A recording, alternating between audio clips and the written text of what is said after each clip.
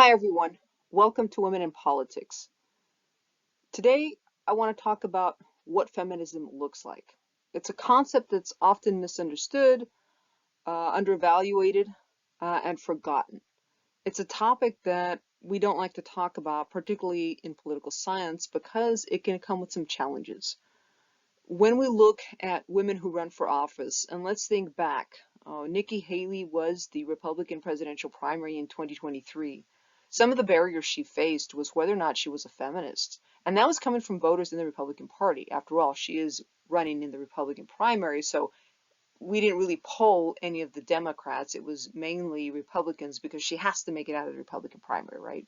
So what that means is, do we have any stereotypes associated with the term? Do we expect her, whether right or wrong, to only field issues that are specific to women? This matters to electorate, which is why we started out the class with the idea or a discussion about feminism. Now, you don't have to believe or agree with anything that you read or hear in this class, but what I do ask you is to be open to what you read. Because when you have new ideas introduced into your philosophy, it kind of shapes who you will become, or perhaps have a better argument to articulate. So let's begin.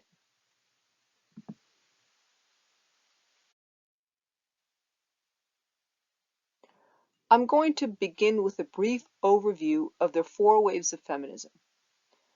Then I'll talk about what feminism can possibly be, right? Because I'm not going to, in this PowerPoint, tell you what it is or what it isn't, right? The beauty about political science is that you can read a number of different types of perspectives and philosophies because books and articles are written from a different position. And each position offers you a way of thinking that's different from your own. And so it's up to you to formulate your own perspective. So I'm not going to give you a right or wrong answer, but perhaps things to think about. Thirdly, perhaps highlight ideas or things that I think you should be taking away from the reading. I won't discuss the videos because that's kind of self-explanatory. But sometimes you're not used to reading journal articles, and hopefully this will help you with some takeaways. And then finally, some concluding thoughts. What I think you should walk away from this lecture. Again, these lectures are not to be entirely substantive or entirely replaced of your readings, but rather just supplemental.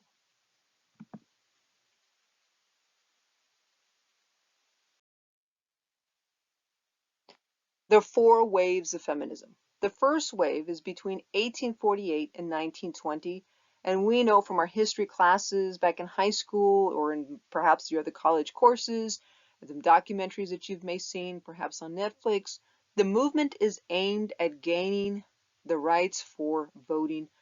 It's not yet inclusive of different identities or different types of individuals, but rather focusing on white women and their ability to gain the right to vote.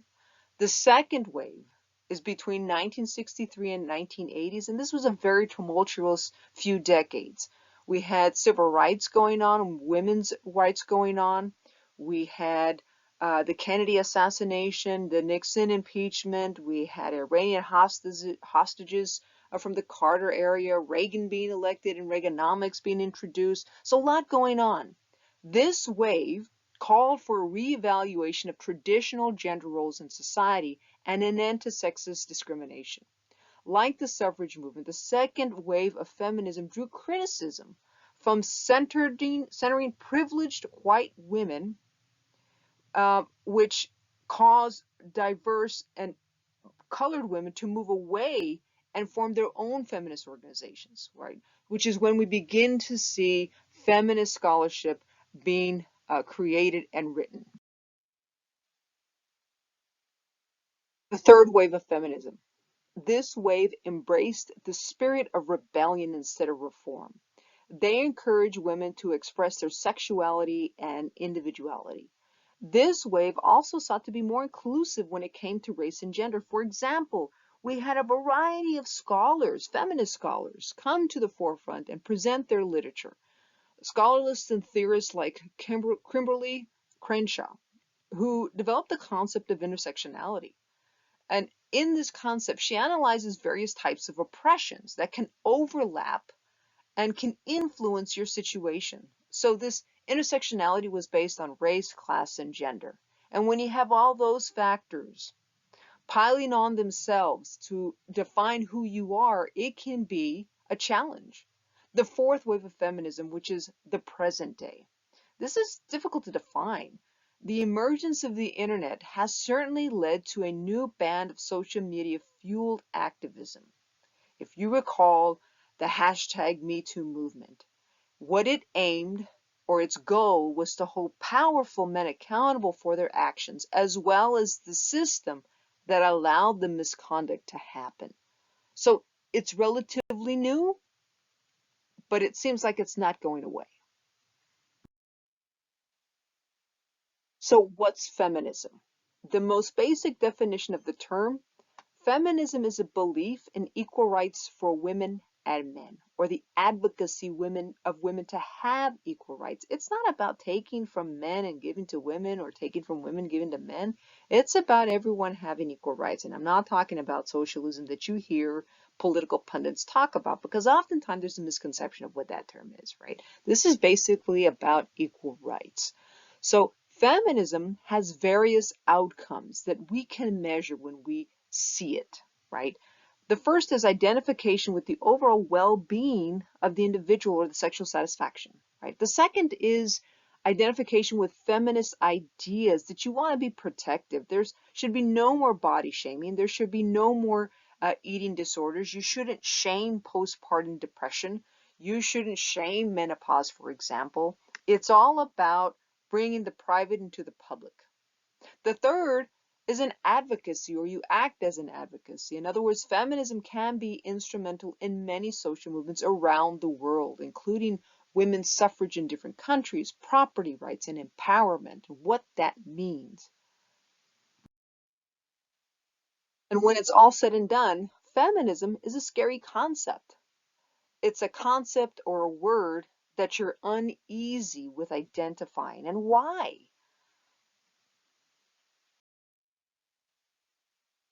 It's important to note that feminism does have negative connotations. We're not dismissing that, but we should be aware of them. We should be able to confront them, right? Most people support equal rights for women. Very few want to be labeled as feminists because of that. Some scholars discuss what's called the fear of feminism and suggest that fear or negativity stem from several factors. For example, the fear of change. And we know from political psychology that people don't like change, especially senior citizens, right? The younger people, younger generation, are all about change, right? Change is going to come in the form of the internet, right? But people in general don't like change, and what they don't understand comes with change. The second is the blaming of a group like men while victimizing another group like women. The third is the association that many people have around the world with the word feminism. You know, they're mannish, they're man-hating, right? They're radical, right? They're hairy, and the list goes on and on. And it's simply not true. It's the lack of clear and consistent definition of what feminism means. Scholars identified four components of feminism. The first is equal worth, not just that women should have rights equal to those of men, but that the behaviors that are traditionally female should be valued as highly as behaviors that are traditionally male. So if you go into a profession where it's traditionally male, all you're asking for is that your work be viewed equally to that of a man. And sometimes that really doesn't happen. The second is male privilege in legal rights and in double standards. The third is social movements. This is individuals or group behavior that seek justice for women. The third are the intersecting hierarchies, where women belong to many different social groups, and feminism must not just apply to the privileged women, right? You as an individual, if you think about all your intersectionalities, right, what does that mean? Well, you're a student, you're a daughter, you're a son, you're a husband, you're an employee someplace, you're a student of Dr. Navarro's. These are all different hierarchies that you understand your position in and can play on your identity and your behavior, right? While this definition identifies core constructs, it still lacks a clear identification of the terms that allow people to understand what characteristics really define feminism. So if after what you've read so far in this course, this is like week 1, and you still have doubts about what a feminist is, it's okay. It's okay. There are no final fast rules in this course, right? This course is about developing your intellectual capability. So let's talk about the readings. Some highlights or things or concepts I think you should be able to take away from the reading. We're not going to talk about the videos because that's sort of self-explanatory. Let's go to the Swirsky and Angelone article. This study attempts to provide a qualitative examination of the reasons that some women identify as a feminist.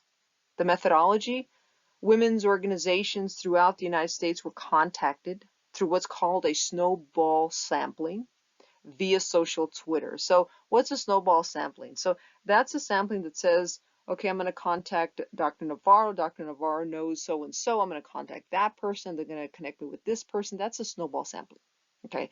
And it's a social network, a social media, Twitter, Facebook, and Reddit, and through email, which makes this study very narrow in its content, right? Because people that go to social media usually go to websites and access areas in these types of mediums because they're interested. So we're talking about like-minded individuals. So the sample size is small, but nevertheless, it has some purpose. The author also asks open-ended questions like, do you identify as a feminist? If so, why? If not, why not? The author talks about exposure to feminism and argues that it happens through education and role models. For women, feminism doesn't simply represent advocacy for gender equality, but rather the movement represents action. It represents education. It represents a breakthrough of traditional norms. Third, there are negative stereotypes that continue to exist, and it persuades women from identifying as feminists. The second article, which is written by what I love, is guest writer. And the guest writer says it's written by a man, exclamation. And the title is Why Men Should Be Feminists Too.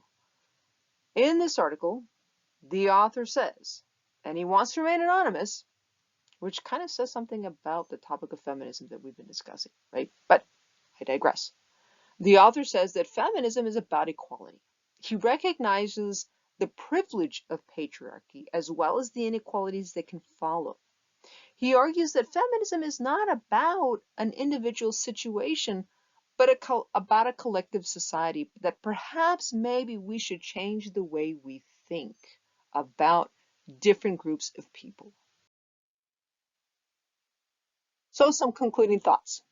Feminism is complex, yes, and like all concept, it has negative connotations or stereotypes. It's about equality for all, freeing both men and women from societal expectations, right? Because men have hierarchies, men have expectations that we sometimes forget or ignore or choose not to see. Both groups do. One becomes a feminist through education, introduction of different ideas, different readings, through role models that you see in your home, in your church, in your workplace, or experiences with discrimination.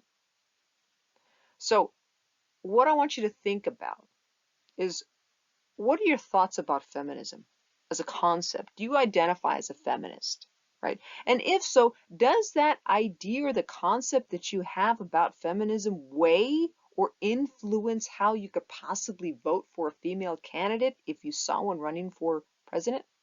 Because the data says that it does.